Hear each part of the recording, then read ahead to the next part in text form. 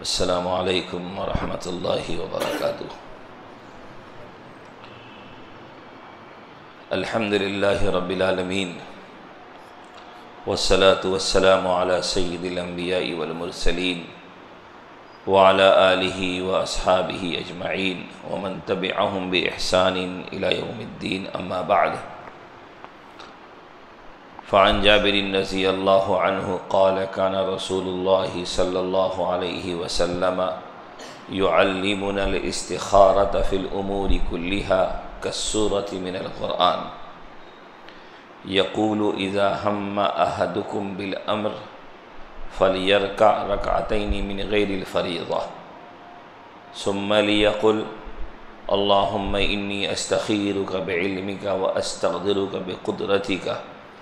وأسألك من فضلك العظيم فإنك تقدر ولا أقدر وتعلم ولا أعلم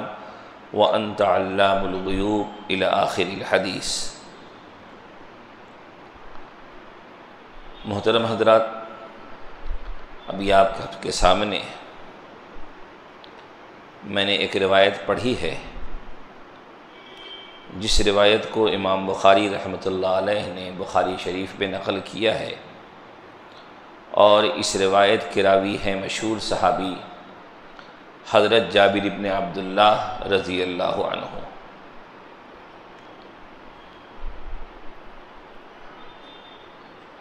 اس روایت کا تعلق ایک اہم معاملے سے ہے جسے ہم سب کو اپنی زندگی میں اختیار کرنا چاہیے۔ اسلام میں کسی اہم فیصلے سے پہلے ایک تعلیم تو یہ ہے کہ اس معاملے سے جو اچھی طرح واقف لوگ ہیں، اس میدان کے جو ماہرین ہیں، جو صحیح جانکار ہیں اور آپ کے جو مخلص و ہمدرد ہیں، ان سے مشورہ کر لیجئے۔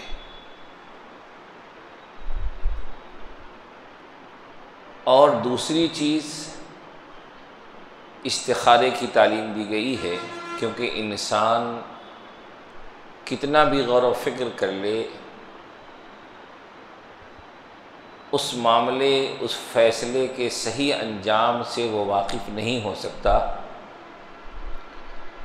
تو عاجز کمزور کی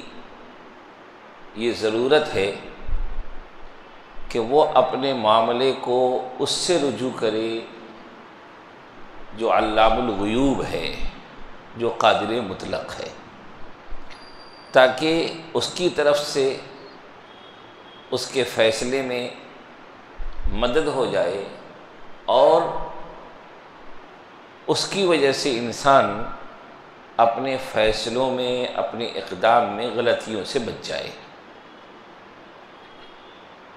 اس کی بڑی اہمیت ہے، مشورے کی بھی اور استخارے کی بھی۔ اسی لیے متعدد احادیث میں نبی اکرم صلی اللہ علیہ وسلم نے استخارے اور مشورے دونوں کے بارے میں بہت توجہ دلائی ہے۔ ایک حدیث میں ہے، آپ صلی اللہ علیہ وسلم نے ارشاد فرمایا، ما خاب من استخار ولا ندم من استشار، کہ جس نے استخارہ کر لیا وہ ناکام و نامراد نہیں ہوا، اور جس نے مشورہ کر لیا وہ شرمندہ نہیں ہوا۔ یعنی استخارہ کرنے سے انسان ناکامی سے بچتا ہے، اور مشورہ کرنے سے انسان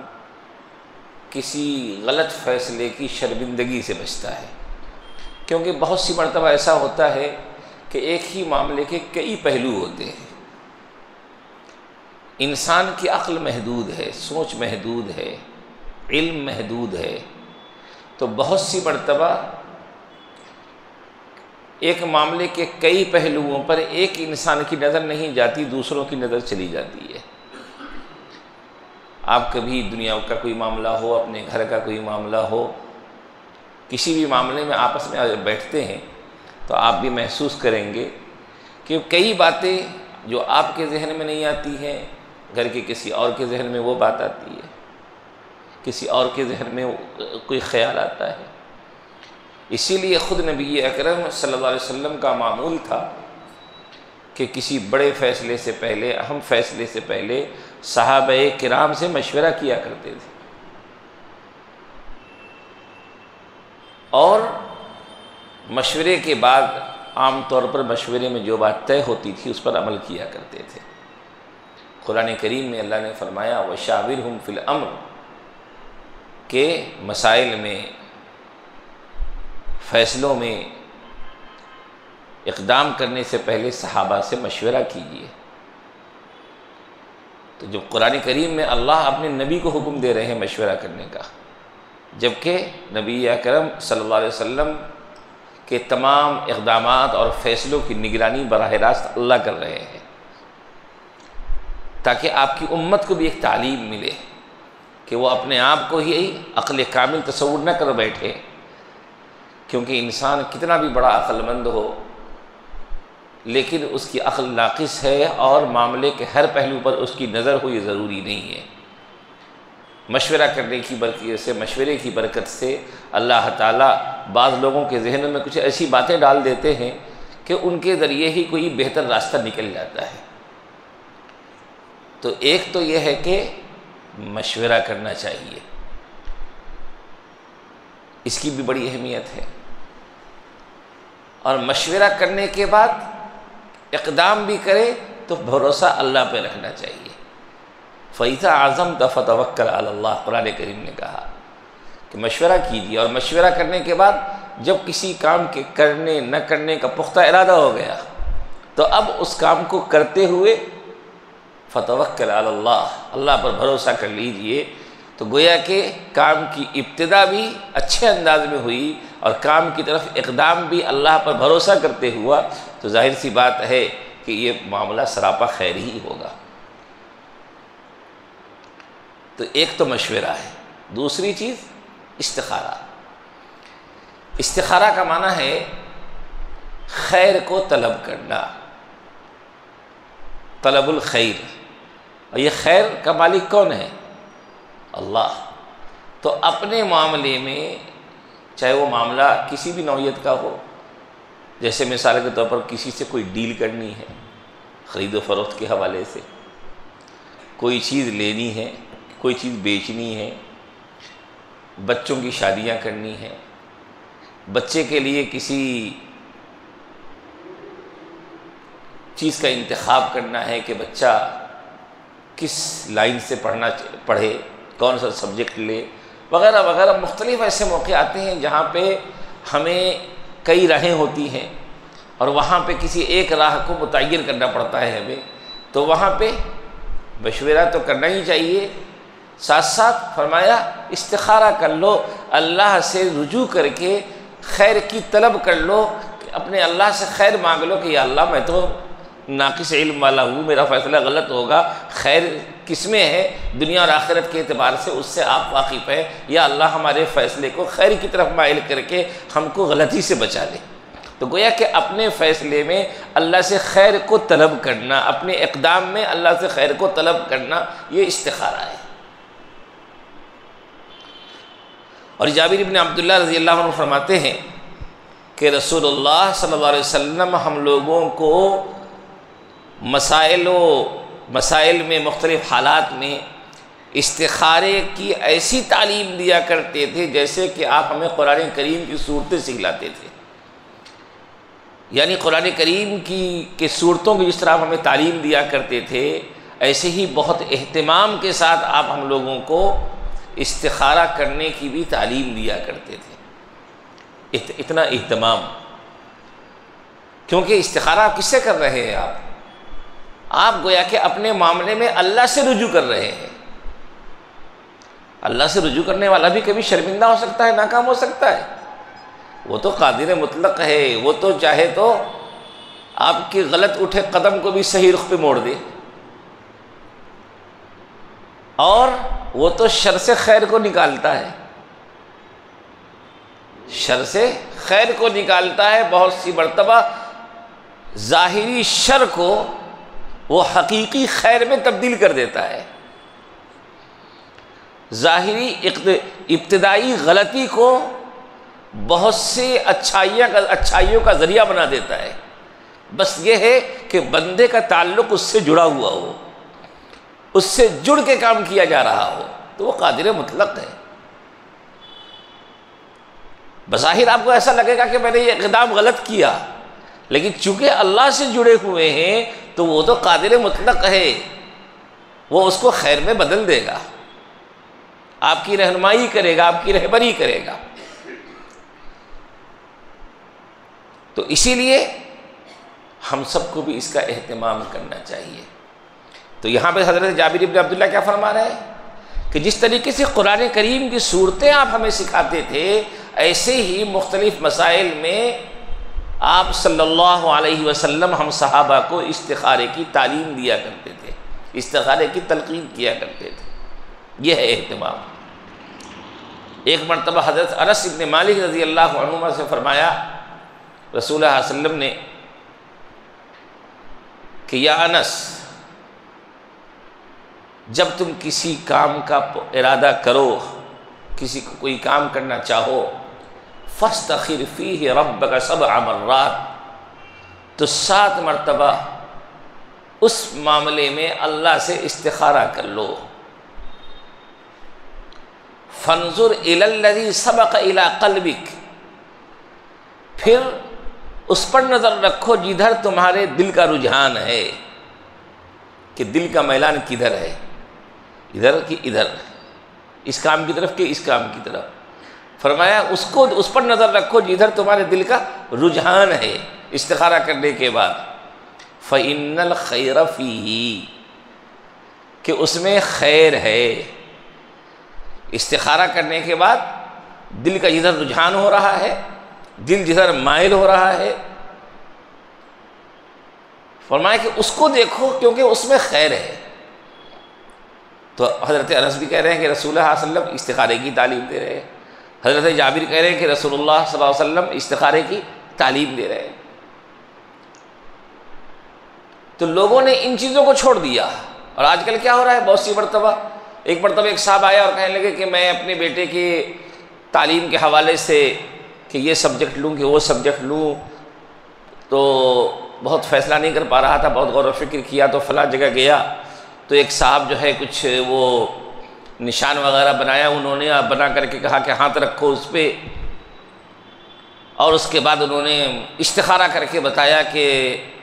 فلاں سبجیکٹ لیجئے اور وہ آپ کے بچے کے لیے اچھا ہوگا۔ شیطان ہر جگہ اپنا حصہ نکال لیتا ہے، وہ استخارہ نہیں ہے، اس کو جو دنیا استخارہ کہتی ہے وہ استخارہ نہیں ہے۔ استخارہ تو وہ ہوگا جو نبی صلی اللہ علیہ وسلم کی تعلیم کے مطابق ہو۔ کسی کے پاس، کسی انسان کے پاس گئے اور جا کر کے اس کو کہا کہ بھائی ذرا استخارہ کر دیجئے، اور جا کر کے اس نے کچھ سر جھکایا اور کہا یہ کرو، یا کچھ خانے بنائے، کچھ نقشے بنائے، کچھ تعویذ نکالا، کچھ پتھر نکالا، وغیرہ وغیرہ، جو بھی الگ الگ طریقے ہو سکتے ہیں، یہ استخارہ نہیں ہے۔ استخارے کا مطلب ہے اس معاملے میں اللہ سے رجوع کرنا، اللہ سے خیر کو طلب کرنا۔ تو اس لیے مختلف لوگوں کے پاس کچھ پیسے دے کر کے جو فال نکلواتے ہیں اور کہ بھائی یہ اچھا ہوگا کہ یہ اچھا ہوگا، یہ چیزیں استخارہ نہیں ہے، ان چیزوں سے بچنا چاہیے۔ کام کیجئے، اللہ نے آپ کو اپنا بندہ بنایا ہے تو کام کیجئے اللہ کی شریعت کے مطابق، اللہ کی شریعت کے مطابق، رسول اللہ صلی اللہ علیہ وسلم کی تعلیم کے مطابق۔ غیب کا عالم کوئی بھی نہیں ہے سوائے اللہ کے۔ کوئی کام انسان دو چند پتھروں کو ادھر سے ادھر کر کے، یا چند خانوں کو بنا کر کے، نقشوں کو بنا کر کے آپ کے خیر، آپ کے مستقبل سے واقف نہیں ہو سکتا ہے۔ آپ کے مستقبل سے واقف ہے تو آپ کا رب واقف ہے،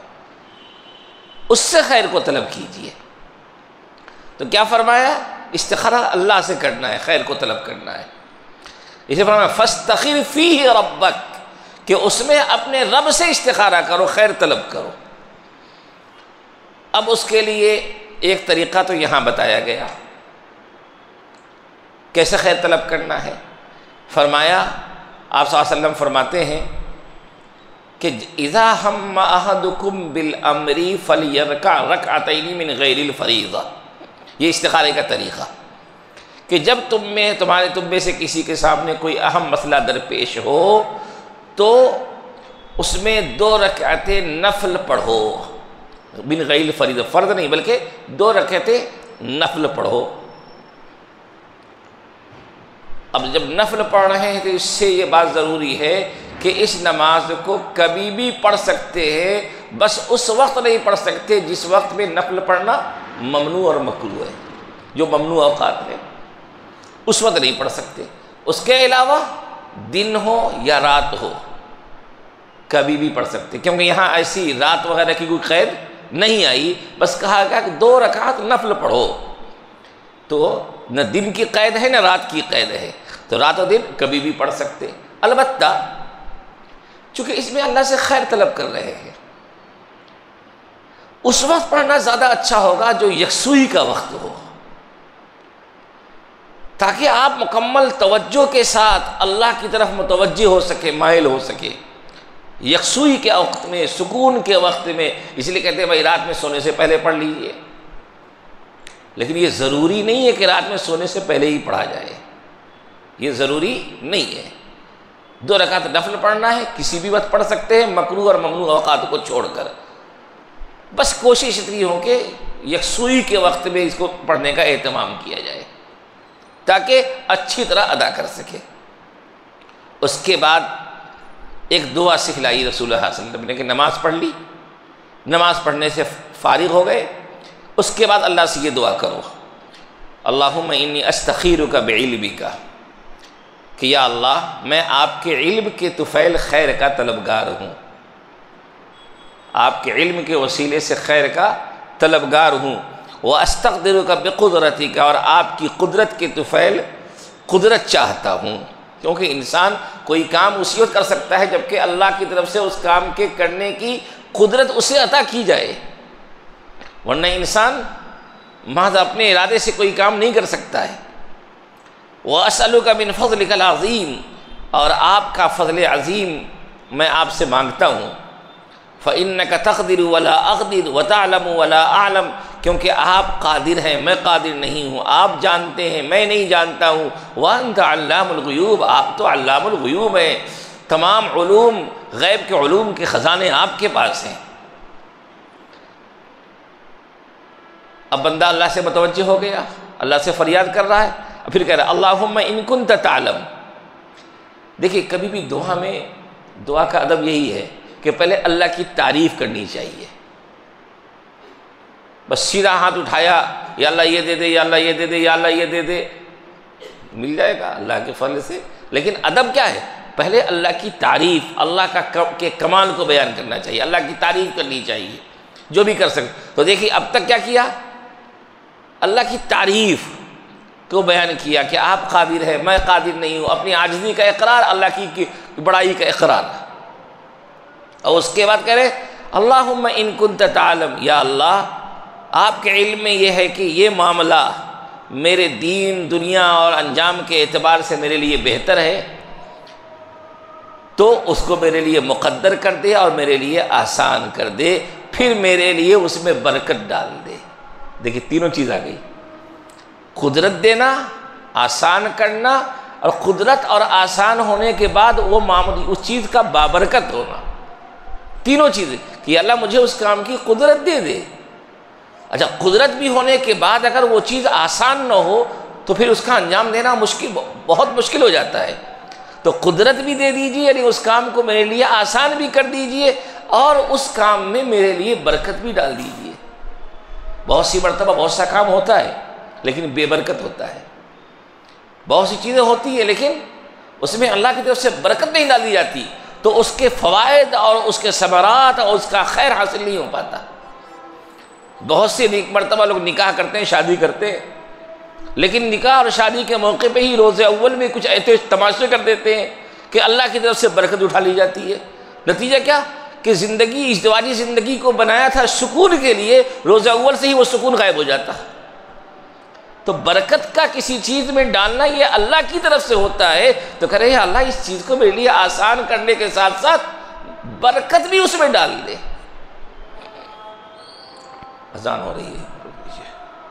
تینوں چیز مانگ لی، قدرت بھی، کام کی آسانی بھی، اور اس چیز میں اللہ کی برکت بھی، تینوں چیز مانگ لی۔ اب یہاں پہ دیکھیے دعا میں کیا ہے، ان ھذا الامر خیر لی، یہ معاملہ، یہ بات۔ علماء نے لکھا ہے کہ اگر وہ عربی میں دعا پڑھ رہا ہو تو الامر کی جگہ پہ اسے عربی آتی ہو تو الامر ہی بولنا ضروری نہیں ہے، بلکہ ان ھذا البیع، ان ھذا النکاح، یعنی جو کام کر رہے ہیں اس کام کا تذکرہ یہاں پہ کرے۔ اور اگر عربی بھی دعا کر رہے ہیں لیکن یہاں پہ کیا لفظ بدلنا ہے وہ نہیں معلوم ہے، تو علماء نے لکھا ہے کہ ایسا کرے کہ ان ھذا الامر کہتے ہوئے اپنا وہ معاملہ اپنے ذہن میں رکھے جس معاملے کے لیے وہ استخارہ کر رہا ہے، جس مقصد کے لیے وہ استخارہ کر رہا ہے اس کو اپنے ذہن میں رکھے۔ کیا؟ ان ھذا الامر کہتے ہوئے کہ یا اللہ یہ جو ہم فیصلہ کرنے جا رہے ہیں نکاح یا فلاں یا فلاں، یا اللہ اس کو، اس میں آپ کے علم کے اعتبار سے خیر ہے تو اس کو مقدر بھی کر دیجئے، آسان بھی کر دیجئے اور بابرکت بنا دیجئے۔ اور اگر یا اللہ آپ کے علم میں یہ ہے کہ یہ معاملہ میرے لیے، میرے دین و دنیا اور انجام کے اعتبار سے شر ہے، تو فَاصْرِفْهُ عَنِّي وَاصْرِفْنِي عَنْهُ، اس کو مجھ سے دور کر دے، مجھے اس سے دور کر دے، اور جہاں خیر ہو میرے لیے اس کو میرے لیے مقدر کر دے، اور اس پر مجھے مطمئن اور راضی کر دے۔ اللہ اکبر! اتنی اچھی اور جامع دعا رسول اللہ صلی اللہ علیہ وسلم ہی سکھا سکتے تھے، ہم لوگ تو اتنی اچھی اور جامع دعا مانگ ہی نہیں سکتے، سوچ ہی نہیں سکتے۔ تو نماز پڑھ لیا، نماز پڑھنے کے بعد اللہ سے یہ دعا کر لیا۔ اب بہت سے لوگوں کو یہ دعا یاد ہوگی اور بہت سے لوگوں کو شاید یہ دعا یاد نہ ہو، لیکن یاد کرنا بہت آسان ہے۔ ایک ارادہ کرے کہ جائیے کہ انشاءاللہ استخارے کی دعا سرچ کر کے یاد کر لیں گے، کیوں زندگی میں کبھی بھی ضرورت پڑے گی۔ اور جو ہمارے جوان دوست و احباب ہیں وہ تو وعدہ کریں کہ یاد کریں گے انشاءاللہ۔ بھائی وعدہ کر رہے ہیں جو جوان دوست و احباب ہیں، کیونکہ جوانوں کے لیے کوئی چیز یاد کرنا، ہم نے کتنی چیزیں یاد کر لی ہے اب تک جن کو یاد ہونا اس سے کوئی فائدہ نہیں ہوا، اور یہ یاد کریں گے تو اس کا فائدہ ہمارے لیے، ہماری ذات سے جڑا ہوا ہے، تو انشاءاللہ یاد کر لیں گے۔ اگلے درس سے پہلے انشاءاللہ اس کو ہم سب یاد کر لیں گے۔ تو فرمایا کہ اس طرح اللہ سے دعا کر لے۔ لیکن اگر کسی کو یہ دعا عربی میں یاد نہیں ہے تو نماز پڑھ لے، اور نماز پڑھ کر کے اپنی زبان میں ان جیسے الفاظ ہی کے ذریعے اللہ سے اپنی فریاد رکھ دے، اللہ کے سامنے اپنی ہی زبان میں کہ یا اللہ یہ معاملہ میرے سامنے درپیش ہے، آپ ہی خیر جانتے ہیں، میں تو خیر جانتا نہیں ہوں، میری دنیا اور آخرت کے اعتبار سے یہ چیز بہتر ہے، یہ میرا اقدام بہتر ہے، یہ میرا فیصلہ بہتر ہے، تو یا اللہ اس کو راضی کر، اس پر مجھے مطمئن کر دے اور اس کو میرے لیے آسان کر دے۔ اس طریقے سے جو ہے نا اپنی زبان میں ہی کہہ سکتے ہیں۔ اب سوال یہاں ایک پیدا ہوتا ہے کہ کیا استخارے کا یہی ایک طریقہ ہے؟ ایک طریقہ تو یہ سکھایا گیا کہ نماز پڑھ کے اللہ سے دعا کیا جائے، لیکن بہت سی مرتبہ ایسا ہوتا ہے کہ اتنا وقت بھی نہیں ہوتا، تو پھر کہہ رہے ہیں کہ استخارے کا مقصد کیا ہے؟ اللہ کی طرف خیر کے لیے متوجہ ہو جانا، اللہ سے خیر کو طلب کرنا۔ فرمایا کہ اسی وقت دل سے انسان اللہ کی طرف متوجہ ہو کر کے اللہ کی طرف دھیان لگا دے کہ یا اللہ میں کیا فیصلہ کروں مجھے نہیں معلوم، جو آپ بہتر جانتے ہیں، یا اللہ جو خیر ہو اس کو میرے دل میں ڈال دے۔ علماء نے لکھا ہے کہ اس وقت مختصر الفاظ میں ہی اللہ سے خیر کی طلب کر لے، فریاد اللہم اغفر لی واختر لی، تو اور پھر اس کا دل جس پر مطمئن ہو وہ فیصلہ کر لے۔ تو اس طریقے سے چاہے نماز پڑھ کے ہو، چاہے مختصر وقت ہو، نماز پڑھنے کا ٹائم نہیں ہو، تو پھر اللہ کی طرف سے مختصر دعا کر کے ہی اللہ کی طرف توجہ کر کے اللہ سے فریاد کر کے اللہ سے استخارہ کر لے۔ اب سوال یہ پیدا ہوتا ہے کہ استخارہ تو کر رہے ہیں، اس کا رزلٹ کیا ہوگا؟ اس کے رزلٹ کے سلسلے میں ہم لوگوں کو بہت لوگ پریشان کرتے ہیں۔ استخارہ کرتے ہیں اور اگلے دن سے فون آنا شروع ہو جاتا ہے، مولانا خواب میں لال دکھا، مولانا خواب میں ہرا دکھا، مولانا خواب میں پانی دکھا۔ دیکھیے استخارے کا رزلٹ خواب ہی کے ذریعے ملے یا آپ استخارہ کر کے سوئے اور وہ کوئی خواب آیا تو وہ خواب آپ کے استخارے سے ہی جڑا ہوا ہو، یہ ضروری نہیں ہے۔ اصل میں جو جتنا مقرب ہوتا ہے اس کو جواب بھی اتنی جلدی ملتا ہے، اس کو جواب بھی اتنی جلدی ملتا ہے۔ ہم لوگ تو عام دنوں میں تو رب سے الگ الگ رہتے ہیں، جہاں ضرورت پڑتی ہے تب جا کر کے ہم چاہتے ہیں، اللہ کے در پہ آتے ہیں اور ہم چاہتے ہیں بس آئے اور ابھی ہماری دعا قبول ہو جائے۔ عام دنوں میں رب سے کوئی تعلق نہیں۔ ایک صاحب جو ہے نماز کی فکر نہیں، بالکل بے دینی کی زندگی گزر رہی ہے، اب جاب وغیرہ چھوٹ گئی تو وظیفہ پوچھا، ایک ہفتہ انہوں نے وظیفہ پڑھا، اس نے بولا نا ایک ہفتہ پڑھ لیا اب تک کوئی رزلٹ نہیں آیا۔ تو اگر جلد رزلٹ چاہیے تو اللہ سے جڑ کے رہیے، جو جتنا جڑا رہتا ہے اللہ تعالیٰ اس کے مسائل کی اتنی ہی زیادہ نگہبانی کرتے رہتے ہیں۔ ہم تو جڑ کے نہیں رہتے نا، ضرورت کے وقت جڑنے کی کوشش کرتے ہیں، یہ اچھی بات نہیں ہے۔ تو بہرحال استخارے کا رزلٹ اور نتیجہ خواب ہی کے ذریعے ملے یہ کوئی ضروری نہیں ہے، لیکن خواب کے ذریعے ملتا ہے۔ اسی لیے علماء لکھا ہے کہ استخارہ کر کے یکسوئی کے ساتھ پاک و صاف جگہ پہ سوئے، کیونکہ اچھے خواب کا تعلق بھی جگہ کی پاکی سے ہے۔ بستر ناپاک ہو، گھر ناپاک ہو تو اس خوابوں میں ان چیزوں کا بھی اثر پڑتا ہے۔ اس لیے ہم لوگ بعض لوگ جو ہے بہت ڈراؤنا خواب دیکھتے رہتے ہیں، اکثر و بیشتر شیطانی خواب دیکھتے ہیں، تو اس کے پیچھے زیادہ تر ان کے گھر کی اور بستر وغیرہ کی ناپاکی کا بھی سبب ہوتا ہے۔ تو پاک جگہ پہ سوئے تاکہ اللہ کی طرف سے جو انوارات اس کی طرف مائل ہو رہے ہیں وہ ان انوارات کو قبول کرنے کے قابل ہو سکے۔ جہاں سو رہے ہوں وہاں پہ کچھ ایسی رکاوٹیں ہوں گی تو ظاہر سی بات ہے کہ آنے والی نعمت کہیں ہم سے دور ہو جائے گی۔ پاک و صاف جگہ پہ سو جائے۔ اس کے بعد اگر کوئی خواب آیا تو بہتر یہ ہے کہ کسی خواب کے صحیح جانکار سے اس کی پوری تفصیل بتا کر کے معلوم کر لیا جائے کہ بھائی ایسا ایسے ہمارے خواب دیکھا ہے۔ خواب بھی بتانے میں ہر کس و ناکس کو نہیں بتانا چاہیے، اور بتانا بھی چاہیے تو کسی ایسے انسان کو کہ جس کے علم پر، جس کے تقوی پر آپ کو اعتماد ہو، اس کو بتانا چاہیے اور تفصیل بتانا چاہیے، کیونکہ خواب کی تعبیر خواب کی تفصیلات میں چھپی ہوتی ہے۔ اب یہ نہیں کہ بس راستے میں چل جو ملا دوست کو بتا دیا، فلاں کو بتا دیا، فلاں کو بتا دیا، نہیں، بلکہ خواب کے سلسلے میں انشاءاللہ کبھی تفصیل بتاؤں گا، ہر کس و ناکس کو جہاں تک ہو سکے اپنا خواب نہیں بیان کرنا چاہیے۔ خیر، تو جو آپ کے خواب کی صحیح تعبیر جانتا ہو، سمجھ سکتا ہو، بتا سکتا ہو، اس کو بتائیے، لیکن خواب ہی میں آپ کی رہنمائی ہو یہ ضروری نہیں ہے۔ بہت سی مرتبہ ایسا ہوتا ہے کہ خواب میں کوئی چیز نہیں نظر آتی لیکن دل کا رجحان بدل جاتا ہے، دل کسی ایک طرف مائل ہو جاتا ہے، یہ بھی استخارہ کی کامیابی ہے، یہ بھی نتیجہ ہے۔ بہت سی مرتبہ ایسا ہوتا کہ دل سے بھی کوئی فیصلہ آپ نہیں کر پا رہے ہیں، دل کا تردد بھی باقی، بعض مرتبہ ایسا بھی ہوتا ہے بعض لوگوں کے ساتھ، تو اس میں یہ بھی ہوتا ہے کہ کام میں یا تو رکاوٹ آ جاتی ہے یا کام کی رکاوٹیں دور ہو کر کے کام آگے بڑھنا شروع ہو جاتا ہے، یہ بھی گویا کہ اللہ کی طرف سے ایک مدد مل جاتی ہے۔ تو کسی بھی طریقے سے ہو، اور جب تک کوئی واضح نتیجہ سامنے نہ آئے اس وقت تک استخارے کا عمل جاری رکھنا چاہیے۔ علماء نے لکھا ہے کہ بہتر ہے کہ 7 دن تک استخارہ کیا جائے، کیونکہ حضرت انس ابن مالک رضی اللہ عنہ کی روایت میں نبی صلی اللہ علیہ وسلم نے حضرت انس سے فرمایا کہ فاستخر فیہ ربک 7 مرات، کہ اس میں اللہ سے اپنے رب سے 7 مرتبہ استخارہ کرو۔